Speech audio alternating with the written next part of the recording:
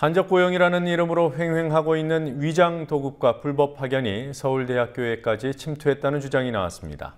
서울대 교수회관에서 일하다 사실상 해고를 당한 비정규직 노동자들이 노동청에 진정을 냈습니다. 이들은 서울대 측이 도급 계약을 맺은 업체 소속으로 교수회관에서 도급 업무를 담당한 것처럼 돼 있지만 실제로는 서울대 측의 업무 지시를 받는 등 불법 파견 형태로 일을 해왔다고 주장하고 있습니다. 김종훈 PD가 취재했습니다.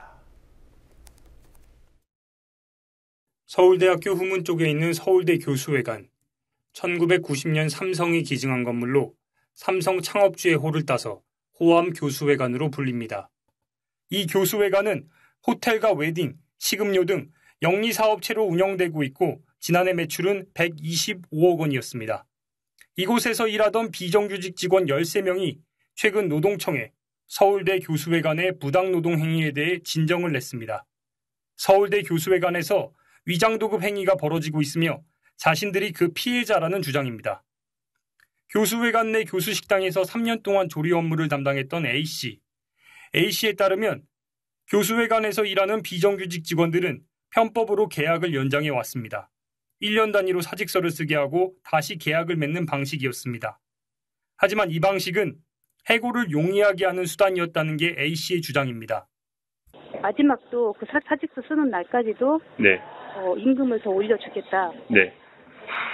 뭐 이렇게 더 훌륭한 대우를 해주겠다. 그렇게 해놓고 나서 사직서를 딱 쓰고 나니까 또 법적으로 내가 이기니까 뭐 법대로 하려면 해라. 막 그런 식으로. 그 도급업체 직원들이 전체 다 쓰는 사직서였기 때문에 그냥 그건 형식이라고 해서 그만 쓴 게 아니라 학생들도 다 같이 썼잖아요.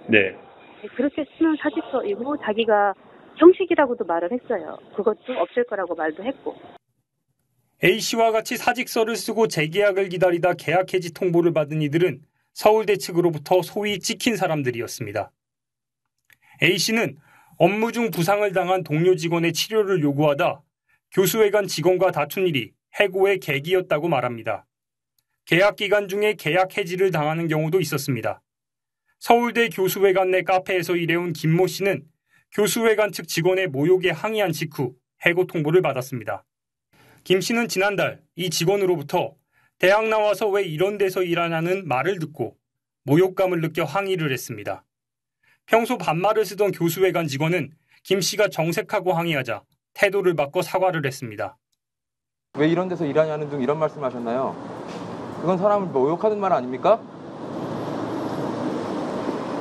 그렇게 받아들였다면 내가 미안하게 진짜 사과를 할게요. 그거는 나는 그런 뜻으로 얘기한 게 아니라 좀 더 좋은 직장이 있지 않을까 해서 얘기한 건데 내가 말 실수를 한 모양이네요. 그거는. 하지만 며칠 뒤인 7월 31일 김 씨는 서울대 측과 도급 계약을 맺은 외부 도급 업체로부터 계약 해지 문자를 받았습니다. 이들은 평소 휴게 시간 등 근로기준법과 계약서에 명시된 권리를 보장받지 못했다고 주장하고 있습니다.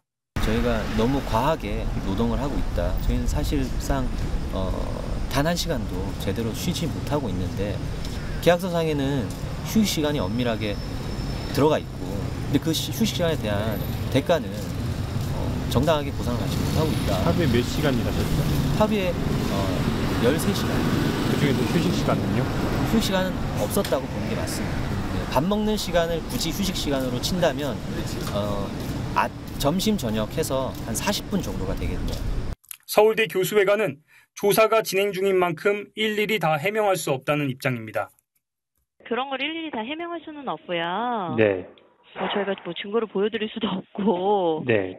네, 일단 지금 노동부에 제소를 해놓은 상태예요, 그분들이. 네. 그리고 저희도 지금 적극적으로 조사에 참여를 하고. 네. 지금 진상조사 과정이기 때문에 그 결과를, 노동지청의 결과를 기다리고 있는 상황이거든요. 네. 네, 저희 입장은 그래서 어떻게 다른 말씀을 드릴 수가 없네요. 저희도 결과가 나와 봐야 아는 거고 서로 입장이 지금 너무 상이하기 때문에 근로감독관이 조사를 하고 계시니까요. 서울대 측에서 이들 비정규직 직원들에게 업무를 지시하는 등 직접 관리 감독을 해왔다면 실질적인 고용주는 서울대 교수회관일 수 있습니다. 직원들은 서울대 교수회관과 외부 업체가 도급 계약을 체결했지만 이는 위장일 뿐이고 실제로는 외부 도급업체가 서울대 측에 인력을 파견한 불법 파견 형태라고 주장합니다. 호암에서 명령 내린 거는 네. 아주 그냥 무지한 그냥 엄청 많죠. 모든 업무가 그랬으니까. 예를 들면 위생검사가 나가면 위생검사는 어떤 거 중요한 거 중심으로 해라. 네. 그리고 만약에 뭐 낮에 우리가 근무를 하고 있는데 업체에서 물건이 들어와요. 네. 그러면 총장, 팀장 같은 경우는 거기 수시로 와서 점검을 하거든요. 그러면은 뭐 물건이 있으면 이거를 빨리 냉장고에 정리를 한다거나 정리를 하지 않았냐고 이제 막 야단을 쳐요. 도급일 경우 도급업체가 위탁받은 업무를 독자적으로 수행하고 소속 직원들도 도급업체의 업무 지시를 받습니다. 하지만 파견은 외부 업체 소속인 직원들이 원청에 파견돼 원청의 지시에 따라 일을 하게 됩니다. 서울대 교수회관에서 운영하는 카페, 식당 등은 도급으로 계약을 맺은 상태였습니다. 원청, 즉 교수회관 직원들이 도급업체 소속 직원들에게 권유나 부탁 외에 일상적인 업무 지시는 할 수 없습니다.